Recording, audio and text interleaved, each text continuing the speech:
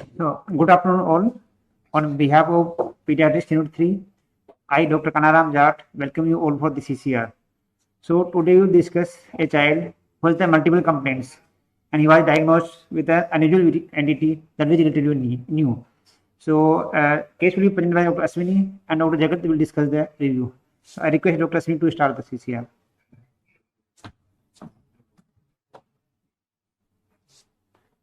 Good afternoon, everyone. So today's clinical combined rounds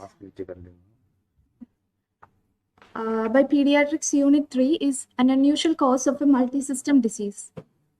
So our patient, a 13-year-old male child, was admitted on 18th of January 2020.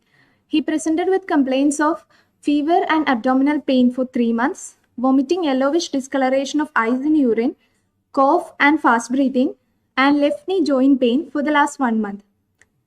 The fever was intermittent, low to intermediate grade, associated with chills. The abdominal pain was also intermittent in the bilateral flank region, increasing with micturition, and also in the right upper quadrant of abdomen. The vomiting was episodic during the episodes of pain in the right upper quadrant of abdomen. Yellowish discoloration was also episodic. It was associated along with the pain abdomen and fever. Cough and fast breathing was also there for the last 1 month. It was associated with scant sputum production. The patient also complained of history of generalized myalgia and easy fatigability for the last 3 months. There was also history of reduced appetite for the last 3 months and history of paleness which gradually increased for the last 3 months and history of pain in the left knee joint for the 1 month associated with swelling and restricted range of movement. In the negative history, there was no history of bleeding from any sides, no history of redness of eyes or skin, no history of swelling anywhere else in the body, no history of photosensitivity or hair fall, or no history of any contact with TB, any night sweats or weight loss.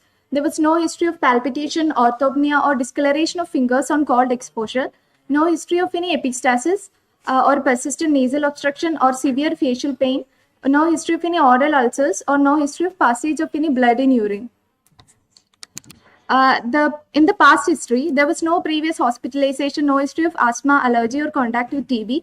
Birth, immunization, and developmental history were all normal. In the family history, he was a third-born child out of non-consanguineous marriage with no history of any similar illness in the family and no history of TB contact, or other 3 siblings were alive and healthy. In the previous treatment history prior to admission, the patient had fever and for which he was initially treated on OPD basis outside. The evaluation for fever was done outside and he also developed abdominal pain and urinary symptoms and later jaundice and cough, for which he was admitted outside and he received IV antibiotics and supportive care.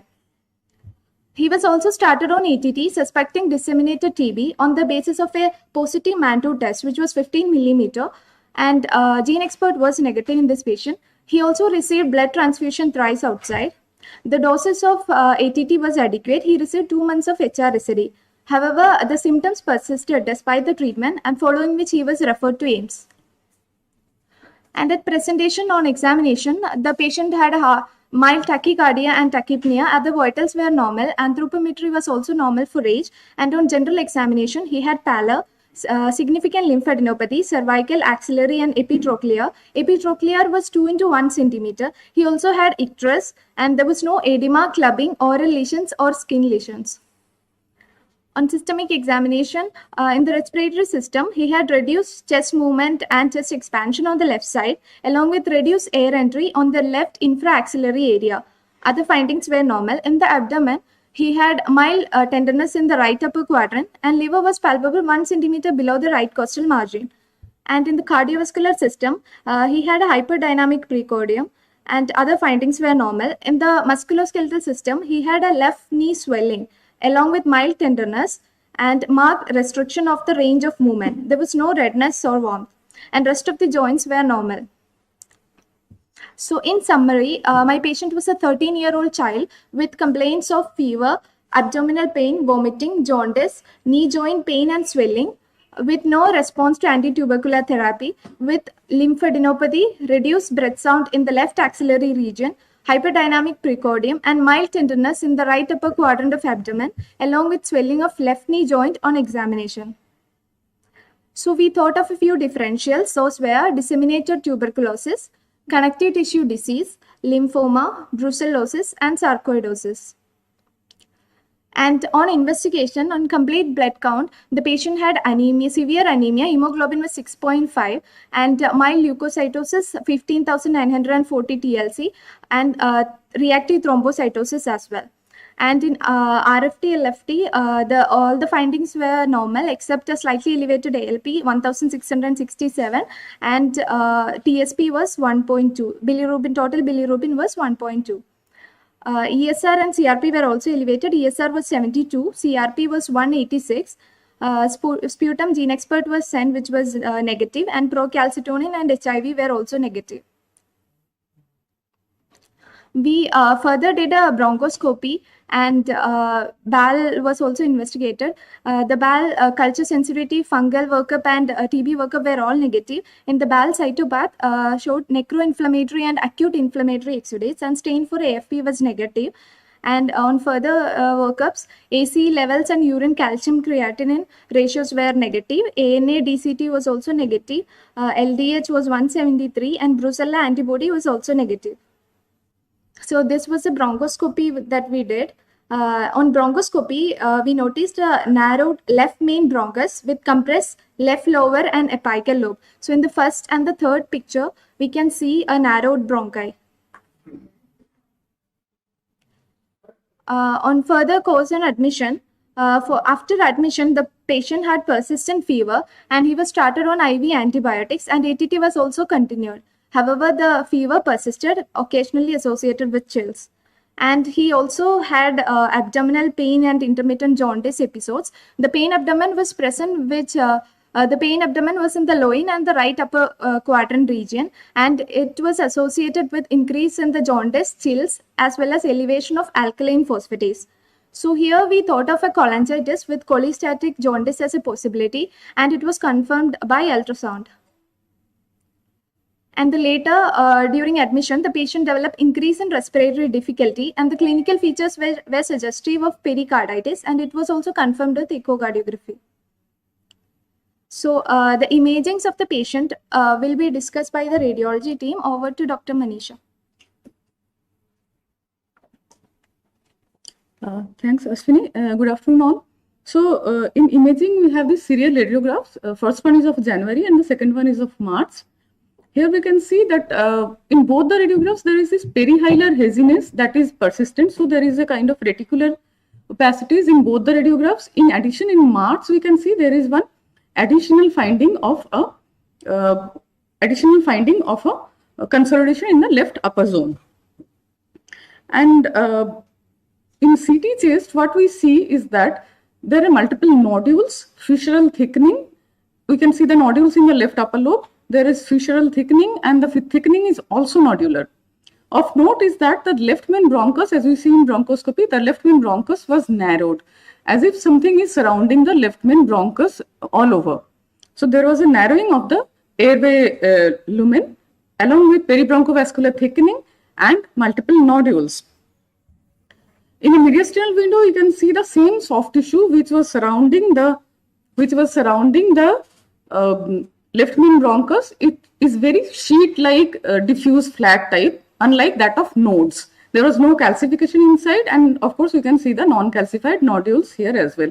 So overall, this lung picture consisted of multiple nodules as well as kind of fibrosing mediastinitis picture.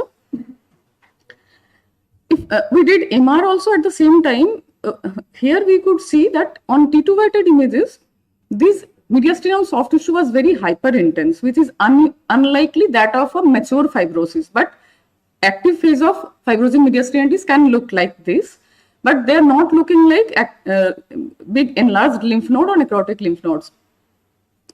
And this was the MRI abdomen. So MR abdomen has some striking findings. One is that in the first image, we can see that there is the pancreas. The pancreas is appearing, it is showing loss of lobulations. So normally the contour is feathery or lobulated. Now here it is becoming very smooth or sausage-like appearance. And there is a very faint T2 hyperintense rim at the periphery. So these findings can corroborate with an autoimmune kind of pancreatitis without much enlargement of the pancreas. And the second image is of MRCP, which shows that there is sclerosing cholangitis type of picture. Normal biliary radicals should taper distally. Here there is irregular taper, narrowing and beading appearance. So overall, these pictures can fit into autoimmune pathology. Yeah. And LCH rarely can give this kind of picture as well. But LCH leading to fibrosing mediastinitis is again rare. So this was the MR abdomen diffusion weighted some additional images. The of striking finding is that first one is the diffusion weighted image, second is the ADC map. This pancreas is showing up brightly on the diffusion weighted, and on ADC map it is appearing hypointense. So this is the pancreas which is showing a diffusion restriction. This is again a finding in cases of autoimmune pancreatitis as well as a spectrum of connective tissue disorders or autoimmune disorder. Thank you. Thank you, Dr. Manisha. So at this point, we were in a diagnostic dilemma as none of the findings were fitting into any of the common diseases. So we thought of a possibility of IgG4 related disease in this case. The points in favor were fever, joint pain, lymphadenopathy, mediastinal fibrosis, pulmonary nodules, retroperitoneal fibrosis, cholangitis, and pancreatitis. So we sent the IgG4 level for this patient. It came out to be 13 grams per liter. The normal levels are up to 1.4 gram per liter.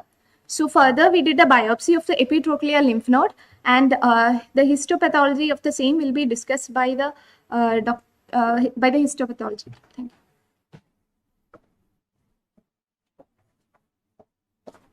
you. Good afternoon, everyone. I'm Dr. Sulaiman, Senior Resident from Pathology Department. So we have received an excisional biopsy from the epitrochlear lymph node. So this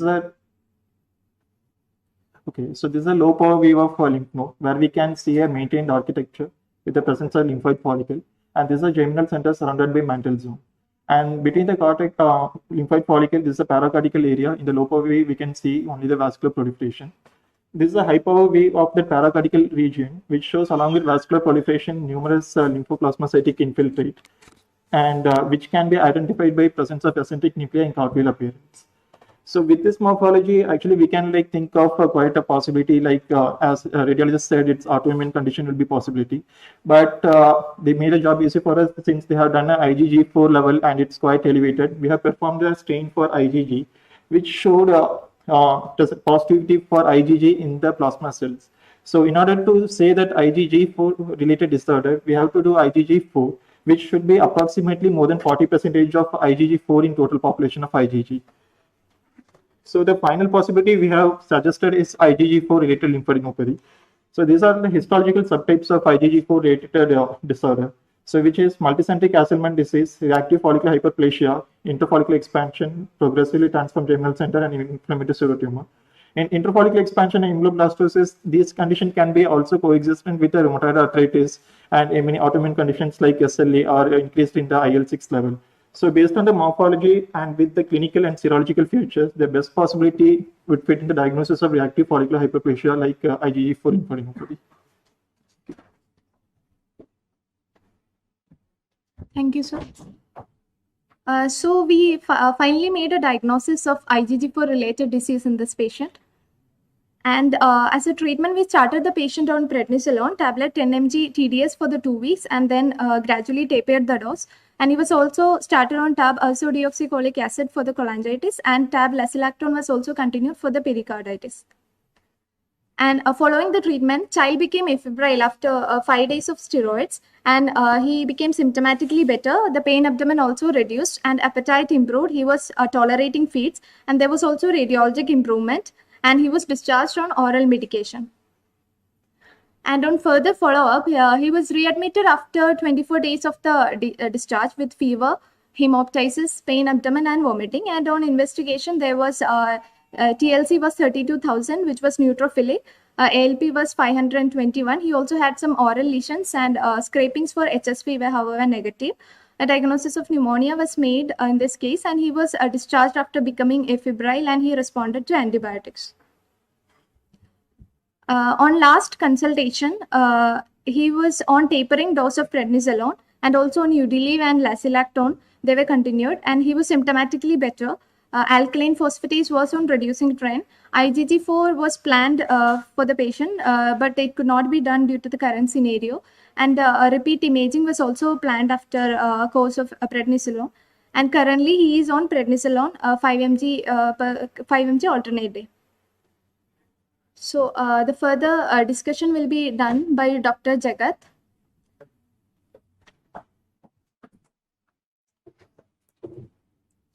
So good afternoon, everyone. Today, this case, going into the very brief discussion of the disease, it's a multi-system disorder, and it's basically immune-mediated fibroinflammatory condition. And it has been unrecognized as a unified disease for well over a century, and people have described in medical literature as this is likened to a black crow flying through the dark night. As people were aware there is something wrong, that a disease can explain so much of abnormality, but they're not able to figure it out. So basically, what happens is there will be a tumor-like infiltration of IgG4 positive plasma cells in the tissues. It did not appear in the medical publications till 2003, and the first case series from Japan, they have mentioned of this disease from the publication in 2003. And then initial prevalence of the disease can be linked to the study on autoimmune pancreatitis from the different studies from Japan. And the real study and the real light into the incidence came from a series from Japan, where they have shown the incidence of the disease is estimated to be around 0.28 to 1.08 per lakh people. And the nationwide registry of the disease from Japan, they have shown 336 to 1300 patients to be newly diagnosed to have IgG4 related disease. And it's a disease of middle-aged people, and unlike other autoimmune condition, it's more common in the male. And the exact prevalence, especially in children, is largely not known, but it is a very uncommon disease. The data on epidemiology in children is not that great. We don't have much data. There are a few case reports only, and based on this case reports, we can see the disease has been reported from as young as 3 years to 17 years, and male female are mostly equally affected, and the manifestation is highly variable. The pathobiology physiology centers around the activation of the helper 2 cells and leading to increased proliferation of the beta cells, leading to increased production of IgG4. But what is the trigger that leads to increased proliferation of these cells is not that none, but there are certain triggers that are hypothesized, like autoimmunity that is triggered by certain HLA, molecular mimicry with some organisms like Helicobacter pylori. They all lead to increased activation of TS2, leading to proliferation of the beta cells. Next, hallmark of the disease regarding the immunopathology is the activation of the regulatory cells, because these have been shown to be increasingly associated with the activation of the FOXP3, which is a marker of the T regulatory cell, and it has been associated with the severity of the IgG4 disease. All these lead to increased proliferation of B cells, and that lead to increased proliferation of the IgG4, which in normal condition of health is very low, and that gets deposited in excess amount in different tissues, leading to tumor factive enlargement and organ dysfunction, leading to the different manifestations that we witnessed in our case. The spectrum of manifestation, as we discussed, is highly variable. These are some of the important manifestations. These have come well in different literature in the adult population, like dacroadenitis, sialadenitis, autoimmune pancreatitis, sclerosing cholangitis, retroperitoneal fibrosis. And there have been observations they may be having one or more of these manifestations in overlap. And so different, the manifestation is typically a myriad with a combination of one or more of the explained. Going to the clinical manifestation in children, we do not know much about how this disease typically manifests in children. And this is one systematic review that has been published, which includes 25 cases from 22 case reports. And the cases included from 22 months to 17 years, and the median age was 13 years, and most of the patients were girls. And we can see most of the cases were having some IgG4 related retroocular disease, then autoimmune pancreatitis, cholangitis, pulmonary disease, and remaining they had a combination of a retroperitoneal fibrosis, Hashimoto's, Riedel's, thyroiditis, and so on. So diagnosis is based on a combination of imaging with which is supported by compatible clinical findings, then histopathology, and there is role of serology in terms of the IgG4 level. So the diagnostic criteria initially was proposed in 2012, and this has been improvised in 2015. And basically there are three criteria: clinical, radiological, histopathological, and serological criteria. Then the histopathologic criteria already explained by pathology team basically demonstrates the increased level of the IgG4 in the form of more than 10 IgG4 cell per HPF or more than 40%. Then serology of IgG4 more than 1.34. As a definite when all three case criteria are met, probable when this clinical and the histopathological are met, and possible when clinical and serological criteria are met. So on a very brief about the IgG4 level, when you have this clinical suspicion, we tend to send IgG4 level. But it is neither sufficiently sensitive nor specific for diagnosis, because many of the cases of IgG4 disease, they tend to have normal IgG4 level. And even if different non-IgG4 conditions like autoimmune disease, allergic conditions, carcinoma, and Castleman's disease may have elevated IgG4 in level. And treatment, steroids are the cornerstone of the management. Basically, there are two kinds of regimen that are well described in literature. One is the high dose of steroid given for a short period and briefly tapered, and next is the lower dose given gradually tapering. And there are no RCT comparing these two regimen, but people are following different regimens and different settings. If we look into the Japanese series, because they have the most of the data and the case that are described in medical literature, they usually start with a very low dose, and they try to keep the patient on a maintenance corticosteroid. And what they have observed is that if they keep on this maintenance low dose corticosteroid, this patient tend to do well, and the relapse rate seems low. Follow-up clinical improvement along with the serological assessment and radiological assessment are important, and the response to steroid depends on the type of the organ involved and whether there is a predominant fibrotic condition. The endocrine and exocrine pancreatic function, they have good response, and these fibrotic conditions, they are less responsive to corticosteroids. So again, IgG4 has been used in monitoring these cases, but it has been observed in many cases IgG4 has not normalized even if they were doing well with corticosteroids. There are some alternative therapy in patients who have relapsed despite prednisolone maintenance therapy. The MMF, azathioprine, methotrexate, and immunoglobulins have been described in literature, and they have been used when corticosteroid dose could not be tapered due to persistently active disease. And there are some descriptions of using rituximab in these cases, and this is a case series of 4 patients who have been who did well with rituximab. Following rituximab, this patient will be could be tapered of the corticosteroids. To summarize, IgG4 related disease is a progressive multisystem disorder. Early diagnosis is very important to prevent the complication.